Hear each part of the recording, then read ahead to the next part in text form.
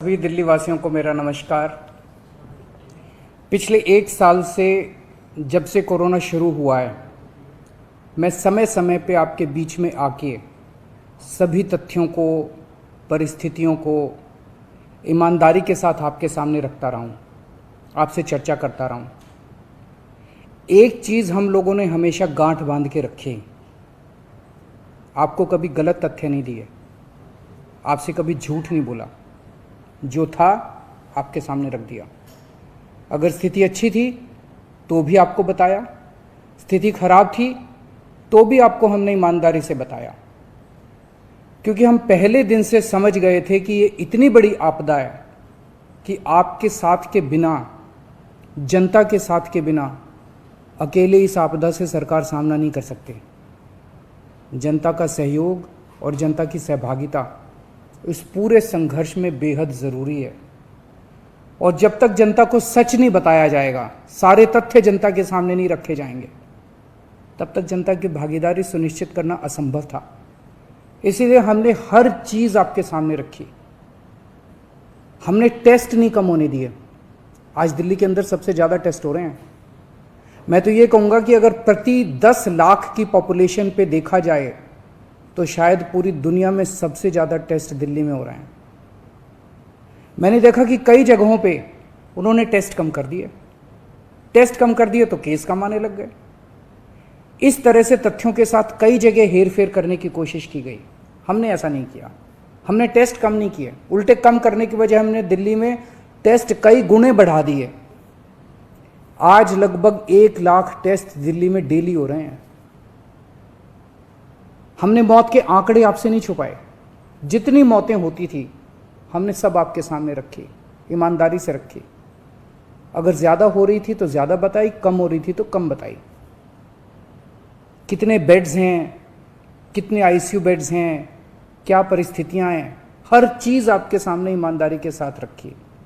और इसी वजह से जब भी हमने कड़े निर्णय लिए, हमें आपका पूरा सहयोग मिला, दिल्ली की जनता का पूरा सहयोग मिला। मैं हमेशा कहता हूं कि हमारी दिल्ली एक परिवार है। दिल्ली के 2 करोड़ लोग एक परिवार हैं, और जब परिवार में कोई आपदा आती है तो सारे परिवार के लोग मिलकर उसका सामना करते हैं। अब भी हम सभी मिलकर इसका सामना करेंगे। पहले भी जीत हुई थी, अब भी जीत होगी। आज दिल्ली में क्या परिस्थिति है? पिछले 24 घंटे में दिल्ली में लगभग 23,500 केस आए हैं।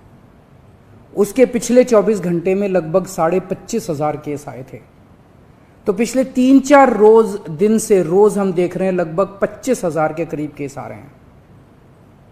पॉजिटिविटी बहुत ज़्यादा बढ़ गई है, संक्रमण दर बहुत ज़्यादा बढ़ गई है। दिल्ली के अंदर अस्पतालों में उपलब्ध बेड्स की भारी कमी हो रही है। डेली 25-25 हज़ार अगर पेशेंट्स आएंगे तो कोई भी व्यवस्था चरमरा सकती है। दिल्ली के अंदर बेड्स की भारी कमी हो रही है। आईसीयू बेड्स दिल्ली में लगभग ख़त्म हो गए हैं। आज सुबह मैं ऐप पे देख रहा था 100 से भी कम आईसीयू बेड्स दिल्ली में बचे हैं। ऑक्सीजन की भारी कमी हो रही है। कल हमने सेंट्रल गवर्नमेंट को भी लिखा है, उनसे बातचीत चल रही है। परसों रात को एक हादसा होते होते बचा।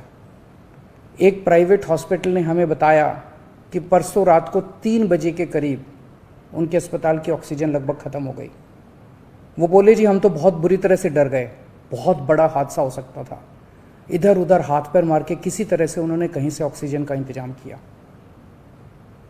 दवाइयों की कमी हो रही है, रेमडेसिविर दवाई की खासकर काफ़ी कमी हो रही है।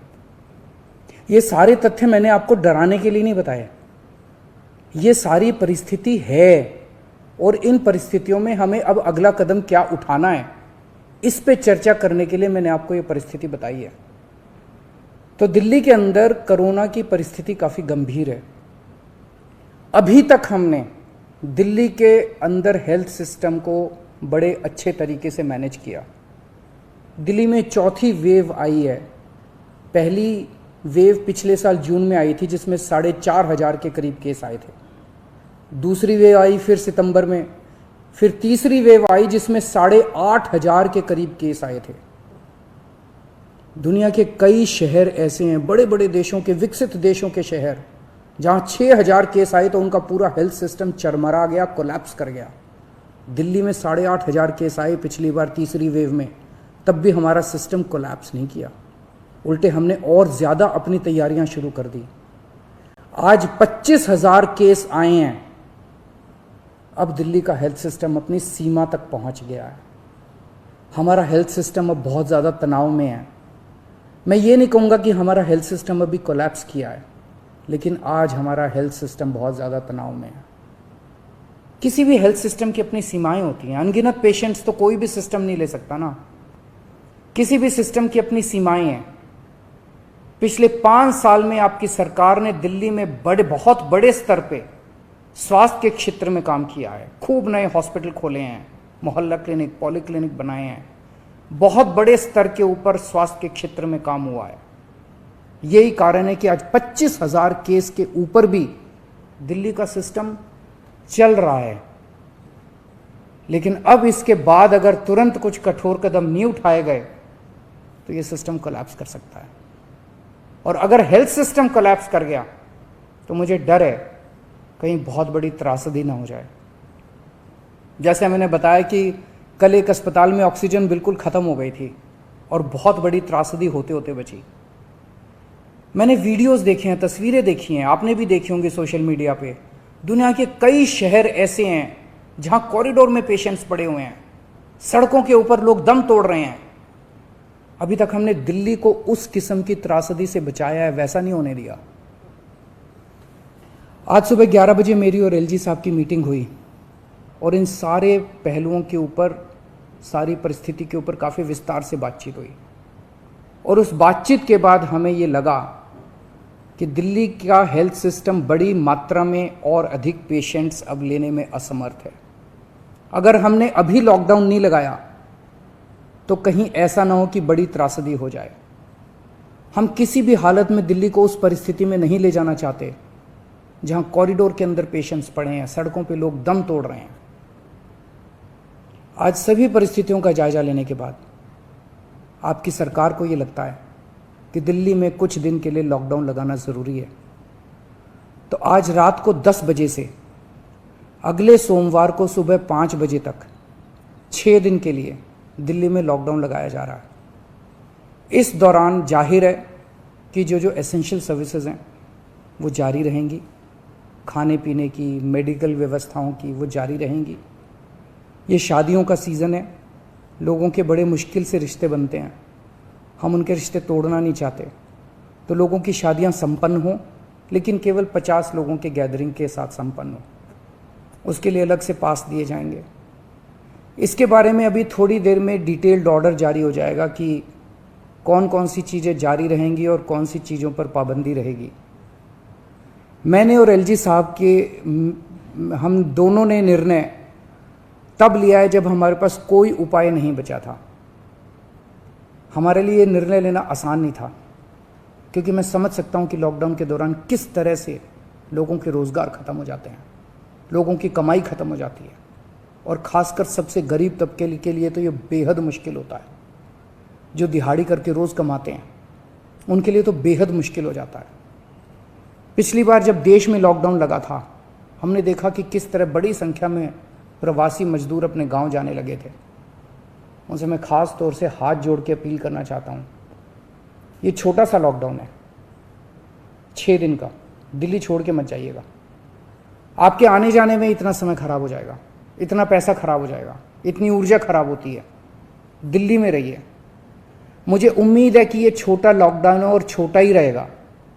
मुझे पूरी उम्मीद है कि शायद बढ़ाने की ज़रूरत ना पड़े। आप दिल्ली में रहिए, यकीन मानिए हम पूरी ईमानदारी के साथ सब मिल के लड़ेंगे तो जल्दी इस मुसीबत से छुटकारा पाएंगे। मैं आपको यकीन दिलाता हूँ, सरकार आपका पूरा ख्याल रखेगी। मैं हूँ ना, मुझ पे भरोसा रखिए। मेरी दिल्ली के सभी नागरिकों से अपील है कि ये निर्णय हमने बहुत मुश्किल से लिया है। आप सब लोग जानते हैं कि मैं लॉकडाउन के सख्त खिलाफ रहा हूँ। हमेशा से मैंने लॉकडाउन का विरोध किया है। मेरा ये मानना है कि लॉकडाउन से कोरोना ख़त्म नहीं होता, लॉकडाउन से कोरोना की स्पीड कम हो जाती है। मेरा हमेशा ये मानना है कि अगर किसी भी शहर या राज्य की स्वास्थ्य व्यवस्था अपनी सीमा तक पहुंच जाए तो लॉकडाउन लगाना जरूरी हो जाता है, ताकि पेशेंट्स का नंबर कम हो जाए, ताकि हेल्थ सिस्टम को और दुरुस्त किया जा सके। ये जो 6 दिन का लॉकडाउन हम लगा रहे हैं, ये जो 6 दिन हम ले रहे हैं आपसे, इन 6 दिनों के अंदर हम बहुत बड़े स्तर के ऊपर और दिल्ली में बेड्स की व्यवस्था करेंगे। केंद्र से हम मदद मांग रहे हैं, उनसे लगातार संपर्क में हैं। केंद्र सरकार हमारी मदद भी कर रही है, उसके लिए हम केंद्र सरकार के शुक्रगुजार हैं। उनसे ऑक्सीजन की व्यवस्था करेंगे, दवाइयों की व्यवस्था करेंगे। इस लॉकडाउन के समय को हम इन सब चीज़ों के लिए इस्तेमाल करेंगे। मेरी अब सब लोगों से गुजारिश है कि लॉकडाउन का पूरी तरह से पालन करें, घर से बाहर इस दौरान ना निकलें। पहले भी हमने कई कठिन निर्णय लिए और आपने मेरा पूरा साथ दिया। मुझे पूरी उम्मीद है आज भी आप मेरा साथ देंगे। हम मिलके इसका मुकाबला करेंगे और ज़रूर जीतेंगे। नमस्कार।